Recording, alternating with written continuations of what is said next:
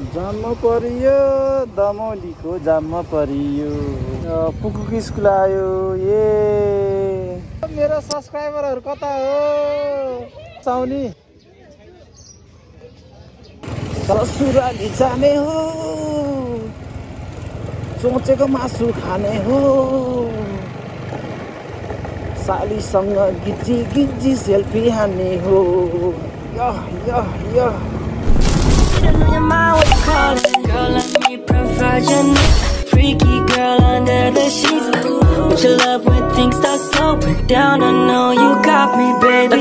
Hello and नमस्ते सम्पूर्णलाई स्वागत गर्न चाहन्छु मेरो अर्को भिडियोमा। आज पनि मैले सानो एउटा मिनी ब्लग लिएर आएको छु। अनि आज चाहिँ चण्डी पूजाको पाहुना खानालाई चाहिँ म पुकुको मामा घर जान लागेको। म मेरो मिसेस अनि मेरो बाबु साना। अनि पुकु चाहिँ आज जाँदैन किनभने पुकुको चाहिँ एक्जाम छ। सो त्यही भएर पुकुलाई थाहा पनि छैन। पुकुलाई भन्यो भने फेरि उसले चाहिँ एक्जाम स्कुल नगइकन एक्जाम नदिकन म नि मामा घर जान्छु भन्छ। सो त्यही भएर पुकुलाई चाहिँ थाहा दिएको छैन। त्यही भएर पुकुलाई चाहिँ स्कुल छोडेर अनि हामी चाहिँ पुकुको मामा घर पाहुना खाना जाँदैछौँ। सो बाटोमा भेटौँ है त। हस् नानी खुट्टा अगाडि गर आयो गाडी। ल अब चाहिँ हामी चल्दियौँ होइन पुकुको स्कुल। अहिले पुकुको स्कुल गएपछि अनि त्यसपछि फेरि कुरा गरौँ न है त। किनभने अब पुकुले थाहा पायो भने जाँदा जाँदै हैरान गर्छ कि।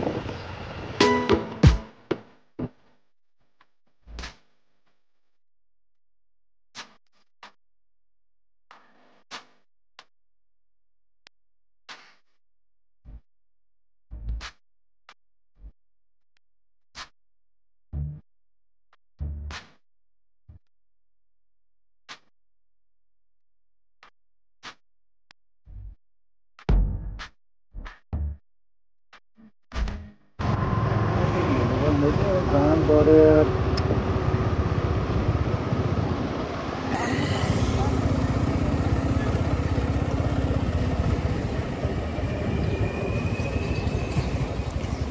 टाढा चलिदिनु पर्ने रहेछ।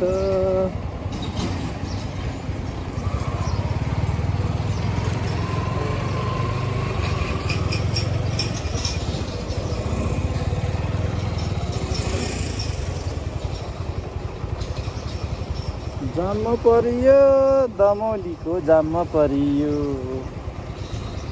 अहिले बन्छ यार यति बनेर भए त सरल हुन्थ्यो।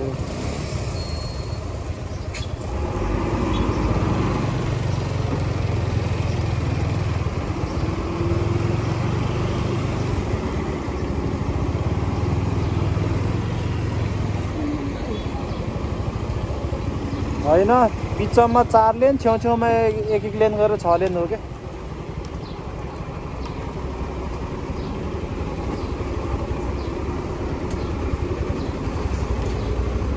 यहाँनिर यस्तो भयो बनाइदिनमा के भएर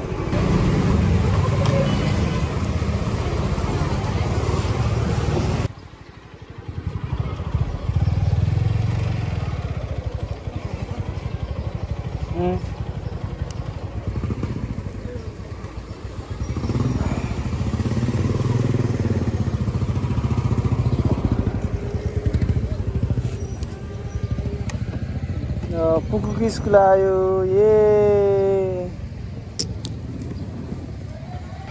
अहिले चाहिँ हामी पुकुलाई स्कुल छोडेर अहिले चाहिँ यता फलफुल किन्न आउँदैछौँ। फलफुल किनेपछि चाहिँ अनि हामी सिधै गएर पुकुको मामा घर जाने हो। मेरो सब्सक्राइबरहरू कता हो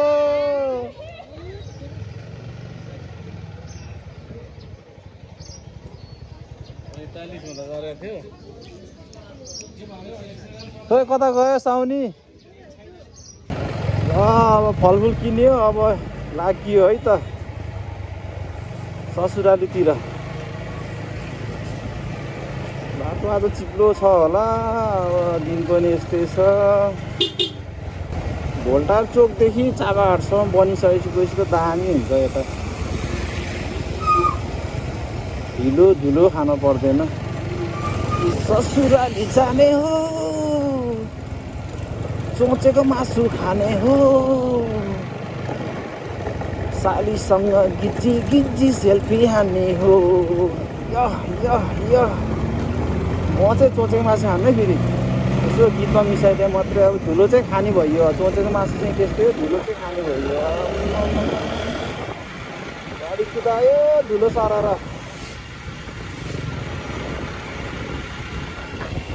बन्दैछ।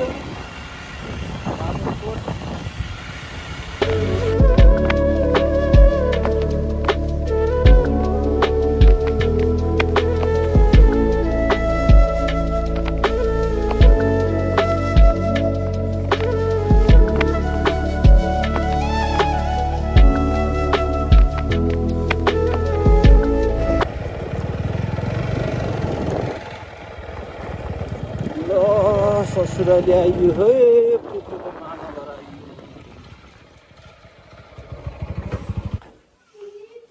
आइपुग्यो। हा मेरो आमा हुँदो रहेछ, छोरीहरू पनि छन्। ल है ल सानाको मामा घर आइयो। पुगु रुँदै थियो स्कुलमा, अब हामी यता छौँ। फेरि अब अर्कोचोटि आउँदाखेरि के छ, मेरो ठुलो छोरी अनि सब्सक्राइबर पनि हो है। ठिक छ, बिग फ्यान रे। अहिले सानो छोरी पनि छ है। अहिले चाहिँ हामी पुगुको मामा घर यानि कि मेरो ससुराली आइसकेको छौँ। अब एकछिनपछि खानासाना खाने अनि एकछिन गफगाफ गरेर आराम गरेर अनि पुगुको छुट्टी हुन्छ अनि पुगुलाई स्कुलबाट रिसिभ गरेर अनि फेरि घर जाने। चण्डीको भाग खाँदैछु चट्टा लगाएर। आमा गयो द बाबा। ल बाई बाई। ल हामी चाहिँ अहिले पुगुको मामा घर हामी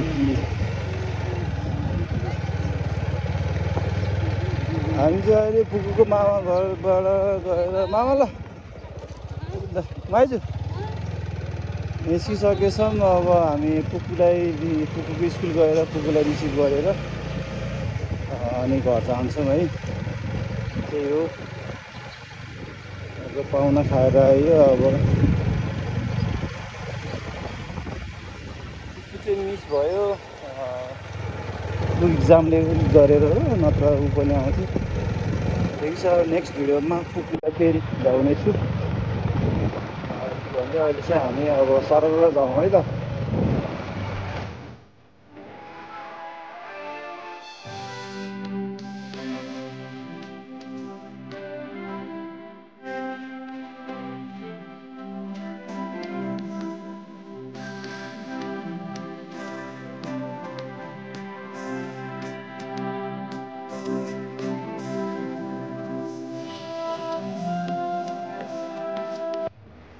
र अहिले चाहिँ हामी पुगुलाई लिन पुगुको स्कुल जाँदैछौँ। बादलको माथि माथि देख्छु तिम्रै छाया, बिहानीको शीत जस्तै गर्छु तिमीलाई माया। चोखो मायामा आकाशसँगै धरती साथै छ, तिम्रो माया नै काफी छ, तिम्रो माया नै काफी छ। तिमी भए मेरो यो जीवनमा माया नै काफी छ, तिम्रो माया नै काफी छ, तिम्रो माया नै काफी छ।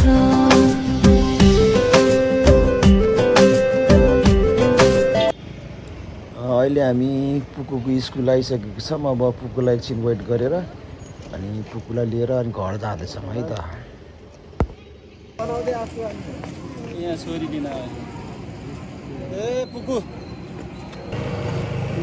पुगुलाई रिसिभ गऱ्यो स्कुलबाट। अब हामी घर जाँदैछौँ। पुगु चाहिँ घुम्न जाऊँ भन्दै थियो पार्कतिर, आज चाहिँ नजाने पछि जाम्ला भनेर फकाएर पुगुलाई चाहिँ मनाएँ। अब हामी घर जाँदैछौँ है, बाटो त्यस्तै हो।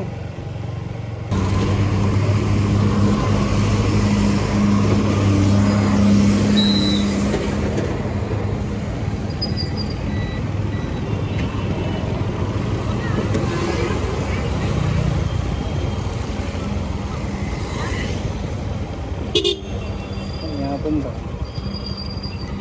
उता पनि जाम जामै जाम कता जाम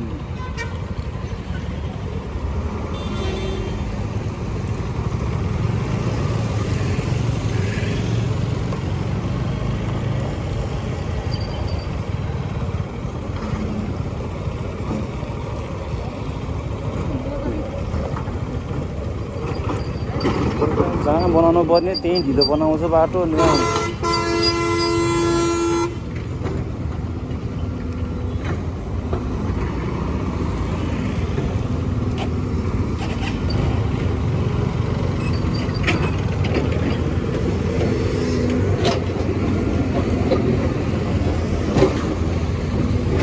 यो होइन त हिँड्ने उताबाट हो त हिँड्ने यहाँ झन् जाम गर्दै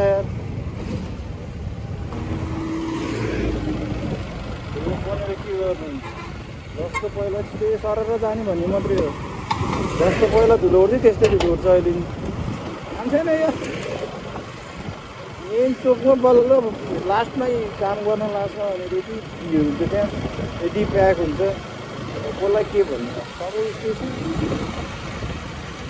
हो जति मासु भातमा अनि भित्रै हुन्छ त के कसो केटा हो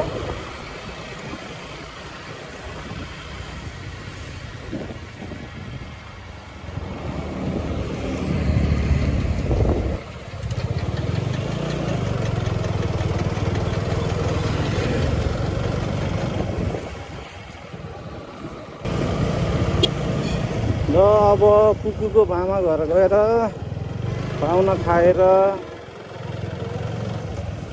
आएर है अब धुलो सुलो खाएर अहिले घर आइपुग्यो र अब भिडियोलाई बन्द गर्दैछु भन्दै सम्पूर्णको दिन शुभ रहोस्